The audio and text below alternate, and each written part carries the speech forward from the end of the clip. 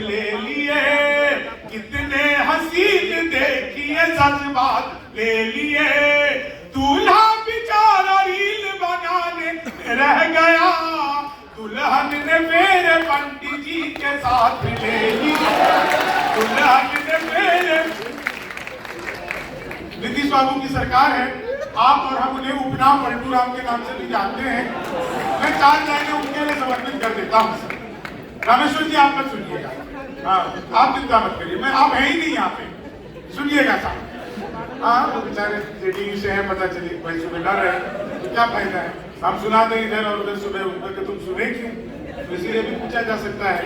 लेकिन साहब सुनिएगा, मैं उनको कुछ नहीं कहेगा, बस ये जो टेंडेंसी है ना किसी भी कि 19 थी तुम हमने चाह 20 की तरह। भाजपा वालों के साथ गठबंधन था, भाजपा वाले 20 थे, 19 थे, फिर भी देखिए क्या हुआ कि 19 थी तुम हमने चाह 20 की तरह, पर दिल में चुभने लग गई और 30 की तरह। वादा था 7 पेड़ और 3 बच्चों का, मंडप पे तुम पलट गई नीतीश की तरह, मंडप पे तुम पलट गई नीतीश की तरह। और सुनिएगा साहब, ये 4 लाइनों पे सब मजे लेते हैं, आप लोगों को भी मजा आएगा। इन 4 लाइनों पे सर मेरी सुनिए, आपस में मत सुनिए। जब उनसे ही बात करना था तो हमें क्यों बुलाया? सर मेरी तो सुनिए, मैं जानता हूँ इस टाइम पे आप किसी की नहीं सुनते, भाभी जी की भी नहीं सुनते होंगे, लेकिन मेरी सुन लो। 4 लाइन सुनिएगा सर जी, आप सबको मजा आ जाएगा कि वादा जो करो उससे तो इतना ना निभाना। भाई बड़ी धीरे धीरे काम कर रहे हो, कितनी देर सुनना ना होगा मुझे। वादा 2-4 लोग और लग जाओ भाई। कभी लोग कहा गए तुम लोग कविता पढ़ के खाली हो गए, यही करो। वादा जो करो उससे तो इतना ना निभाना, पड़ जाए लेने देने ना कोई राज बताना।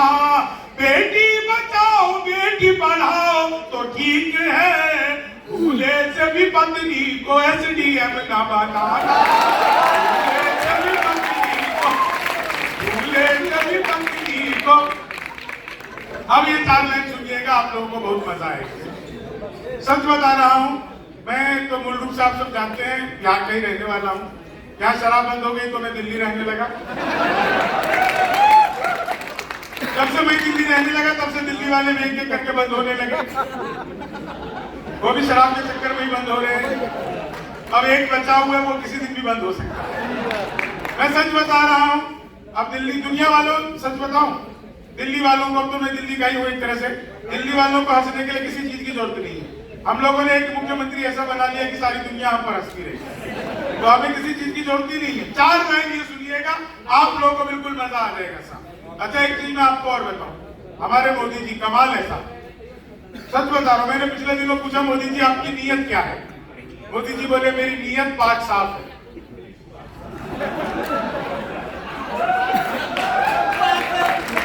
आगे थोड़ी ठीक से बजा दो। पिछले दिनों चीते आए थे भारत, तो मैंने चीते से भी पूछा, मैंने कहा तुम भारत आ रहे हो तो तुम्हें आते हुए डर नहीं लग रहा? बोले नहीं, हम वहीं से बीजेपी ज्वाइन करके आए, हमें किस बात का डर। तो भाई साहब सच बता रहा हूँ, उसे किस बात का डर, जिसने बीजेपी ज्वाइन कर रखा हो। डरना उसे चाहिए जो नहीं करता है। 4 लाइन सुनिएगा, ये व्यंग है सर, लोगों को समझ में आ जाए तो सच बता रहा हूँ। ये 4 लाइन सुनिएगा, आपको इन 4 लाइनों पे बिल्कुल मजा आ जाएगा। तब तक हाँ हो गया भाई, हाँ बैठो। बहुत अच्छी बात है दोस्तों, देखो इन लोगों का काम, अभी हम लोग आज इस कार्यक्रम को नमस्कार फाउंडेशन के लिए कर रहे हैं। एक छोटी सी घटना आपको बताता हूँ, उसके बाद मैं आपको कविता सुनाऊंगा। एक घटना बहुत महत्वपूर्ण घटना है, आज से लगभग 2-2.5 साल पुरानी बात है। कोरोना का दौर बस खत्म हुआ था। मैं घर से गाड़ी लेके निकला और रास्ते में मेरी गाड़ी पंचर हो गई। बिल्कुल सच्ची घटना है दोस्तों, मेरी गाड़ी पंचर हो गई। मेरे साथ में कोई था नहीं, तो मैंने देखा पंचर हो गई तो अब मैं क्या करूं। आसपास में पंचर की दुकान भी नहीं थी, तो मैं खुद से ही स्टेपनी खोल के और उसको सोचने लगा कि इसको निकाल करके पहिया चेंज कर लेता हूँ। इतने में मेरी पास एक गाड़ी आकर के रुकी और उस गाड़ी वाले ने कहा कि अरे आप तो शंभू शिखर है, मैं आपका टीवी पे प्रोग्राम देखता हूँ, मैं आपको पहचान गया, क्या हो गया? मैंने कहा भाई साहब मेरी गाड़ी पंचर हो गई है और मैं उसको ठीक कर रहा हूँ। तो बोले अरे सर आप क्यों कर रहे हैं, आप बैठिए मैं ठीक करता हूँ। पाना वाला लेके बेचारे को लगने लगे, बोले पंचर है स्टेपनी लगानी पड़ेगा। तो बाद में पता चला सर कि स्टेपनी भी पंचर है।